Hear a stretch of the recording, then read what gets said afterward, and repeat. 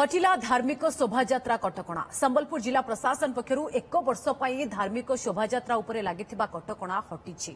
संबलपुर जिलापाल ए संपर्क में सूचना दे कहिसेंती वर्षे पूर्वरु सहर में सृष्टि होइतिबा परिस्थिति को दृष्टि रखी धार्मिक शोभायात्रा उपरे कटकणा लगा जायथिला।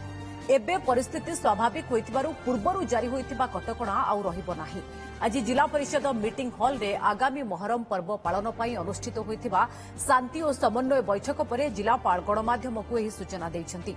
गत वर्ष हनुमान जयंती पालन शोभायात्रा समय रे सहर रे दंगा हिंसाकांड पोड़ाजला और हत्याकांड भली घटना घटिबा परे सहर अशांत होई पड़िथिला। आसंता 17 तारीख रे जो मुस्लिम समाज रो जो मोहर्रम फेस्टिवल आसूची तापई एथिरे हमर सबु विभिन्न अधिकारी माने उपस्थित थिले।